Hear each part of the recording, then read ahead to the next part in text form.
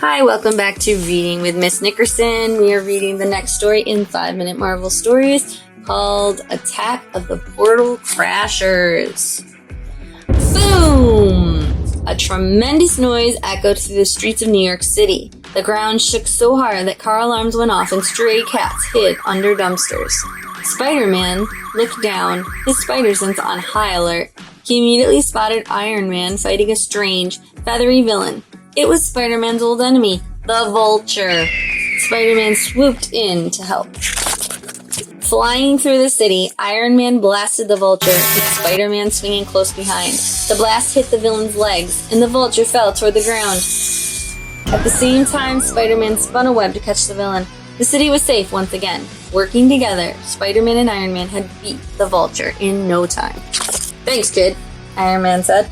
"We make a pretty good team." "You're welcome, Mr. Stark," Spider-Man said, blushing under his mask. Iron Man billionaire Tony Stark was a big deal. Please, Mr. Stark was my father," Iron Man joked. He put his arm around Spidey. "You know, some of the greatest victories have been won by heroes working as a team. Like the time Cap, Falcon, and I teamed up to fight Hydra, or when Widow and Hawkeye took down AIM. Cloak and Dagger are always helping Doctor Strange fight Dormammu. Every hero has certain strengths and weaknesses." "Well, I usually work alone," Spider-Man exclaimed. "I don't think I've earned my place among the real heroes yet."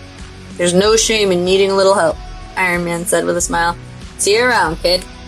As Iron Man rocketed away, Spider-Man began to think about how cool all the other heroes were and how badly he wanted to prove himself. That gave him an idea. What if he threw a party for them? They deserved it, after all. They save the world every day. That night, Spider-Man went home and took off his suit. At home, he could be just regular old Peter Parker. The more Peter thought about it, the better he liked the idea of throwing a party for the other heroes. A great party would definitely impress the Avengers, he thought. Peter immediately got to work. He wrote invitations to all the superheroes he could think of. He knew Central Park would be the perfect place to host the party. He'd bake a cake and maybe even make a piñata. It was going to be awesome!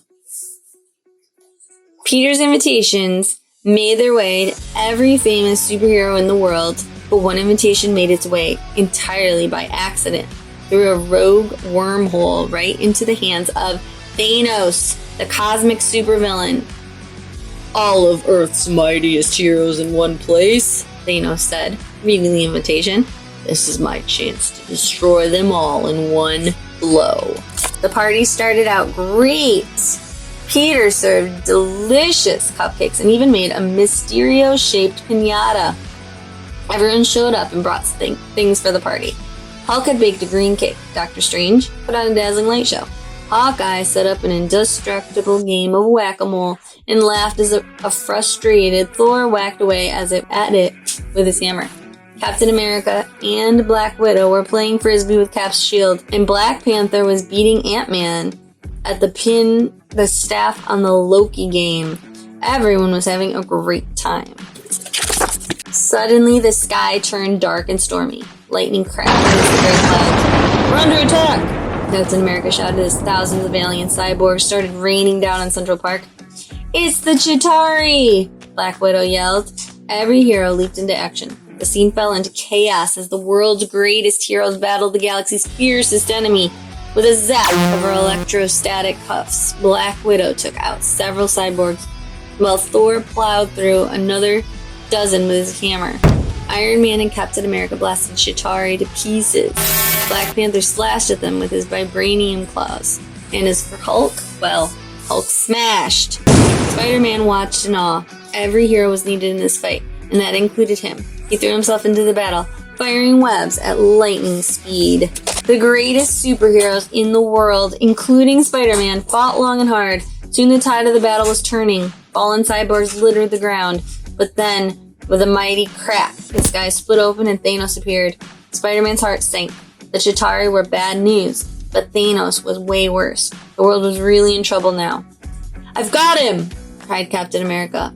But Thanos saw Cap charging and smashed him backward. Then Black Panther leaped at Thanos, kicking powerfully, but the blow bounced right off of Thanos' chest. Doctor Strange's magic couldn't contain the massive villain, and even Hawkeye's sharpest arrow bounced harmlessly away. One by one, the heroes were defeated. Then Spider-Man remembered what Iron Man had told him. Some of the greatest victories have been won by heroes working as a team. That's what they needed. None of them could defeat Thanos alone, but if they teamed up.